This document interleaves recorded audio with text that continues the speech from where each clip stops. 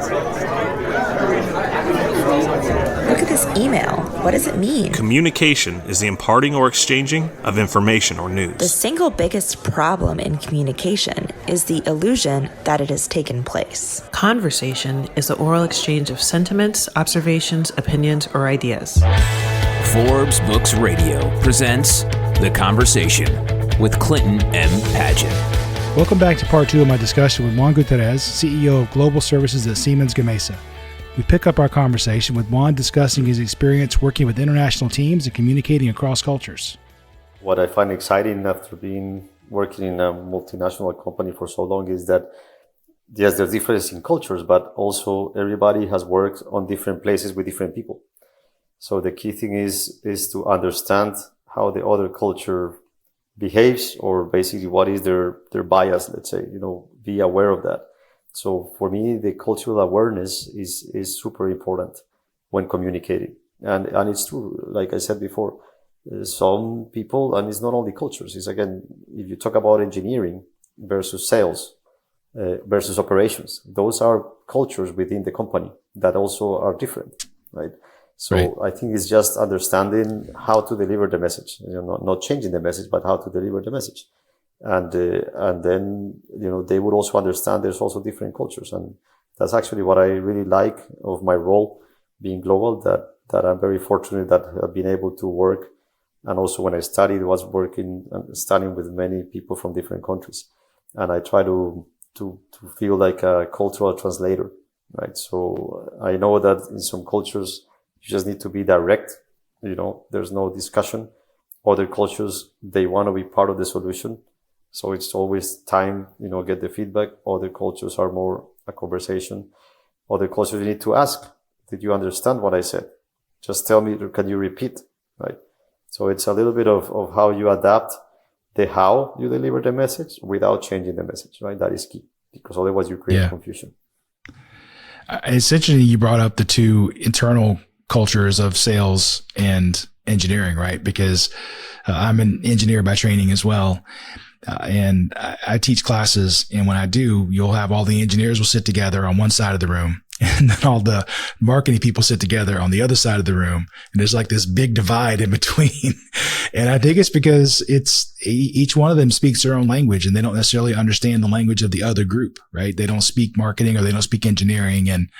And yet to be successful as a for-profit company, obviously, if you do project work, you need those two groups working together, because at the end of the day, if marketing is selling something engineering can't build, we're not making money. And if engineers building things that there's no market for, we're not making money. So we have to bridge that communication gap and make sure we are communicating in a way that we understand each other.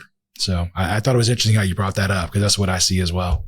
And I lived that in my career, because I started, in engineering. I did my master's in engineering. So I was very, very engineering focused. My first 3 to 5 years was very focused on engineering. And then I moved more into the sales side, the marketing side, and now, general management. So I could see that, and I can experience it. And I can see myself, I also changed my way of communicating when I talk with engineering and when I talk to sales, right? And I think that's the key. How do you adapt yourself? And the best thing is to be aware of it, just to be aware of the differences. And at the end of the day, the common denominator is we want to be in a winning team. We want to be in a good business, in a growing business that is bringing good products to the world, right? And I think that's sales and engineering and operations. They all want that the same. Yeah, sometimes your role has to be that of a translator, and not between different languages, but just between different ways of thinking, right? So if I put engineers in a box, we're probably super detailed, and we tend to get down into the weeds and really want to get granular. And then on the other side, you have the marketing and sales, which are more strategic and big picture. And sometimes the two groups I find can be saying the same thing, but they think they're disagreeing, but they're not. They just say it in different ways. And you have to jump in and say, let me translate. I think what you're saying is this. Is that what you're saying? Yes. Does that make sense to you now? And so it's funny that we have to be that translator between the two groups. Exactly. I think one of my biggest parts of the job is to be the translator and to connect the dots, right? Connect the dots, because in a company that is so large, with so many people, I find many opportunities sometimes to say, you're working on this. I talked with this other guy, he was working on that. Let's connect the dots. And then, you find a lot of value there.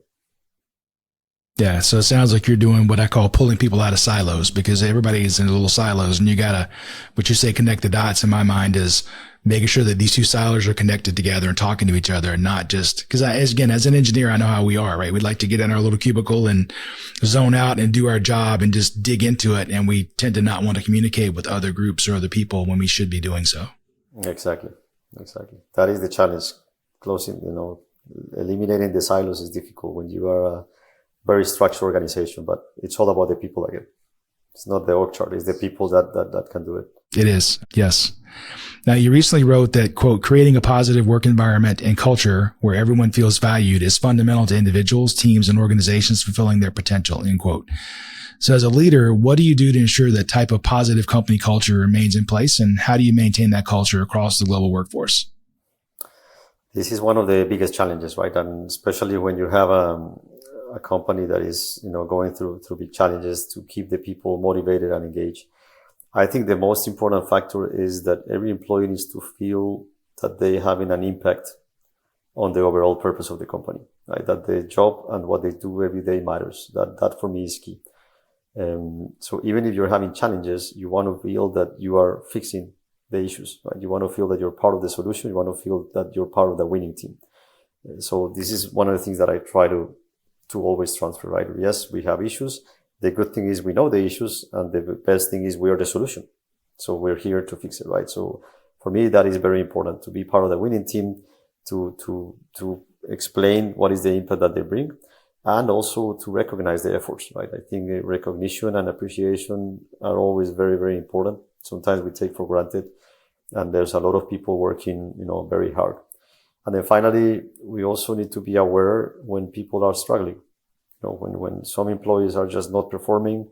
I always said people come to work with the best intention, and sometimes you struggle, and you just need to be aware of that to help, right? And the help could be to provide training, coaching, resources, or sometimes help is also to move to a different role. Maybe a role that is more suitable, and that his or her strengths and weaknesses can be leveraged in a better way. So for me, that's important to be aware of that.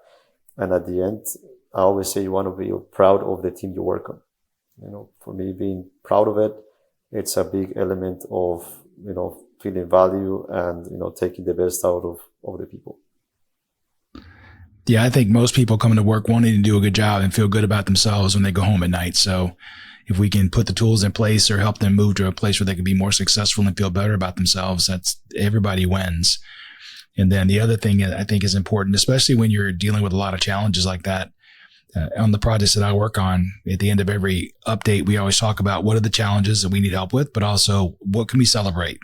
We have all this bad news. What good news can we celebrate and feel good about? Because when you get into situations where there's a lot of negativity, obviously, you need something to lighten the mood a little bit. I mean, not to make light of the bad things going on, but just if it's all just bad news, people tend to get, really depressed. So it's helpful that there's something we can talk about that went well, that we can celebrate, even if it's small. Exactly. So anyone who's ever attempted something new or hard knows that failure is baked into the recipe. Do you have an example of a time you did everything you could to succeed, but it just didn't go your way? And what lessons did you take from that experience? Yes, of course, there's always full of challenges, in these careers. Maybe one example that I always keep in mind is many years ago, I was responsible for the onshore portfolio management. So basically defining the products and things like that. And I was fighting very hard to bring to market to the US a new product that I really believed it was competitive. It was exactly what we needed. It would make a huge difference for the company. And I was facing many, many challenges, many, let's say, different opinions, many blocks. And I was not able to do it on time and on cost. So this is something that, let's say I don't regret, because I did everything I could. But of course, I think I just couldn't do it. Right? There were multiple reasons. And at the end, it actually came to the market, and then it was very successful, and then it was very good. So the end of the story was good. But for me, the biggest lesson there was, we are in a complex organization with complex roles, right? There's many people around us that need to be aligned to make things happen, right? You cannot do anything alone. So for me, that was key. You need to have people that are supporting, that are buying into your ideas, and then that trust you and that believe in it to make it work. So that's the first thing. You cannot do anything alone. And then second, back to communication. You need to have very effective communication. Just by saying the same thing louder or, with different slides are not going to make it, right? So you need to find a way to, how do you get to convince and to get what you need from the different roles in the company and the people that will need to support it, right? So communication. So basically at the end is about teamwork. It's about understanding the different stakeholders and then how you communicate effectively with them. Those are key points for sure. So just thinking back to the situation you just talked about, was the challenge stakeholder involvement, stakeholder engagement? Would that have helped? Was it just unrealistic?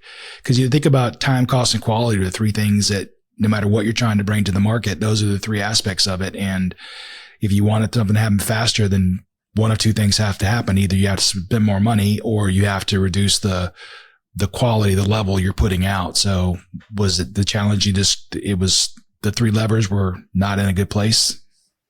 No, I think it was more different priorities. I was leading one effort, but of course in the whole company, there were many different interests and priorities. So I think that was really, is how do you show that what you're fighting for is more important than the other 10 things that, the company is looking at. So. Yeah, I always joke when I'm talking to teams, it's like, how many of you guys are working on more than one project at a time? And of course, everybody says they are. And I say, well, of all the projects you currently work on, how many are considered to be top priority? And of course, everybody says they all are. But the truth of the matter is, if they're all top priority, then none of them are. They're all the same priority. Exactly. And so it's really helpful if somebody in the organization is prioritizing, saying, well, this is the one that's the greatest ROI or the one that's going to help us meet the next goal, so that we do have the prioritization of projects. We know what really is most important to work on. Exactly. And now in my role, now I also remember those times, because now I am in a role that I'm approving and moving resources and prioritizing. And then I see, the teams are coming and presenting business cases and bringing ideas. And you have to decide with what you get, right, with the information. So I'm always aware, okay, let's ask the right questions to be sure that we make the right decision, right? Because there's a lot of work behind, and sometimes you get limited time and limited information and you need to decide, right? So that was also a learning for me now that I'm on the other side. Yeah. It's good that you learn those lessons though. It makes it better for your team. So as a leader in the renewable energy sector, you're often working on or with new technologies and marching towards goals that have never been achieved before. What advice do you have for leading through innovation and guiding teams through uncharted territory?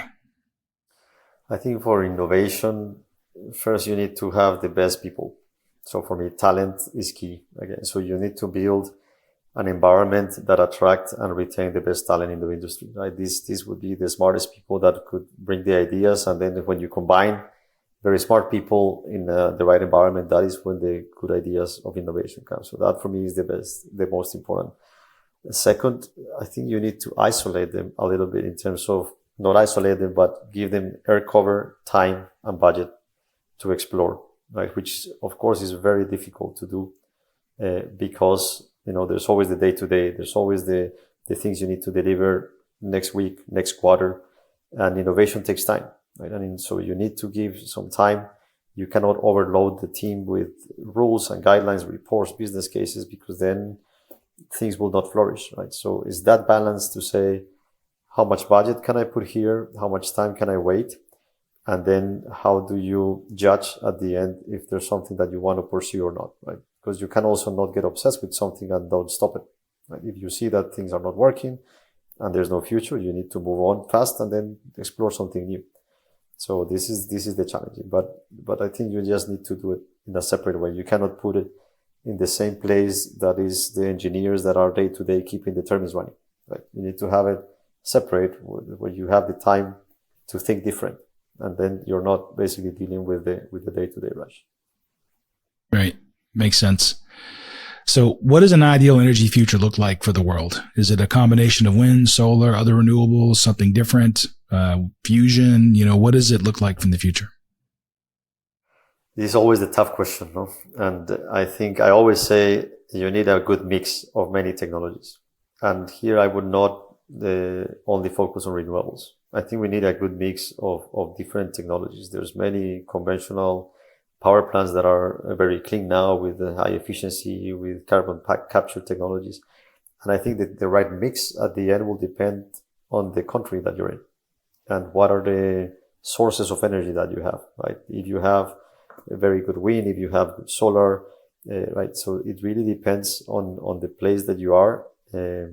What is the right combination, right? There's no perfect combination that everybody could copy. So I think it's very region specific, but I do believe it's not only one. You need to have a combination of renewables, with batteries. You need to be able to have, generation that can support when there's no wind, when there's no sun, right? And I think maybe the common denominator is you need a very strong grid. You need to have a grid and a transmission system that can balance all the different generation sources. That is a must, and that would be needed, everywhere. And I think we see that's why many countries now are doing heavy investments, because at the end you need a mix of many technologies. And if you have a good grid, then you can move energy from different places, and then you can also balance much easier and bring stability. Yeah, I try to read about different aspects of things, and obviously I have kids, small kids, and so the future of the world is important to me for my kids' sake. And I saw one recently where I'm going to get this wrong, but they somehow were able to harness the surge of the ocean waves, and they were able to use that to capture some of the energy, which I thought was just fascinating. Maybe you put those in between the wind turbines, and so you're just constantly getting it, no matter what you're doing. And the other thing is, I think the grid is important, because I think that's a place here in the U.S. that we are challenged. Our grid is aging, and we certainly see some issues, along the way. I live in a neighborhood with lots of trees, and we have above ground power lines, and the trees every time there's a rainstorm, it comes down, it takes out a power line, and we constantly lose. So I think the grid obviously is a challenge for us in the U.S. at least. Exactly. And I think if you talk about the wave power, there's a lot of power in the water also, but you need to remember that you need to take that power and bring it to the load consumption areas, right? So this is, the challenge we see now in floating, for example, offshore wind farms.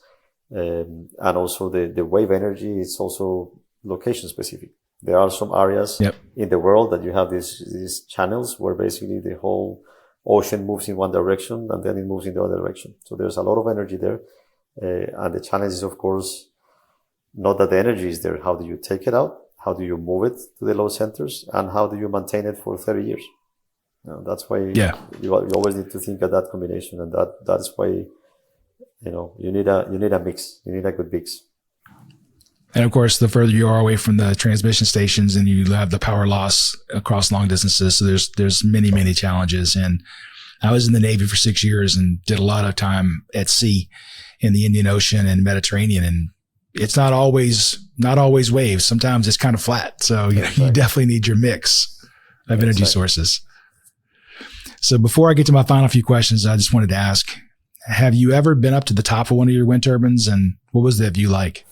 Oh yeah, that I've been many times, not only outside, but also inside. So I really like to spend time with the technicians also and see what they do, because what they do is pretty amazing. How they work at these heights. The view is beautiful. Of course, depends where you are. But every time I go there, it motivates myself. You kind of get out of the day-to-day challenges, and then you say, this is why I love what I do. It's an impressive technology, and you really feel proud of being part of the industry. So it's a motivating factor for me. I was curious, when I was in the Navy, I was on an aircraft carrier, and of course they're fairly big ships. And at the top of the tallest mast, there's a light, an aircraft warning light. And I was an electrician, so one of my jobs was to change that light. And I remember on the deck, it's so big, it's just rock solid, you don't move. But you get to the top of that mast and you're moving. It's a lot. Is it the same on a wind turbine? At the top, can you feel it move? It moves a little bit. And then of course also, the blades are so massive that when you look from the far away, you don't feel it. But when you're standing right next to it, is amazing. You just see the size of these blades and how they move is really cool. It's a really piece of art. For sure. So I'd like to ask these last few questions to all my guests. Are there any leadership principles that speak to you personally and guide your day-to-day behaviors?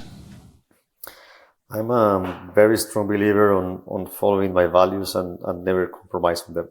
I think for me, it makes my work and life easier because I follow them to make decisions. Also that makes me not regret anything. I always summarize my values in two. That is basically trust and courage. And I think trust the team, trust yourself, trust the people, right? And then courage to do new things, right? Courage to try new things, to explore areas to grow, to explore learnings, but also courage to be strong when under pressure and things like that, right? And then the second element I always follow is helping other leaders to develop. I've been very privileged in my career that I've had some very good leaders that have worked with me, that have trusted me, that have given me the opportunities and have basically helped me in my career. So I always keep that in mind. And I say, if I can do the same thing with my team or others, I would always do it. So I'm always looking for opportunities for my people to develop. And I always think that if you help others, then good things will come to you. Totally agree. What's the best piece of advice you've ever been given? Very similar.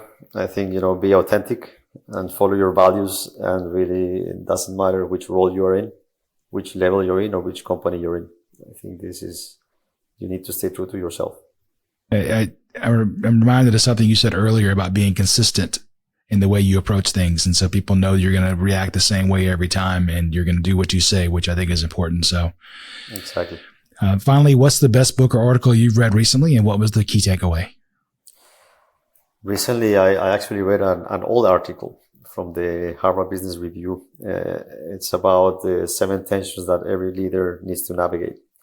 And I really like it because it's about, behavior. And for me, the most important thing was how important it is to be self-aware as a leader, to understand your own biases, your behaviors, your tendencies, right? And then based on that, how can you adapt as needed to be able to navigate these tensions that they say? I think this is super important because somehow we're all wired in a certain way, and we need to be aware that we're wired that way so that we can actually be more effective in our day-to-day business and leadership.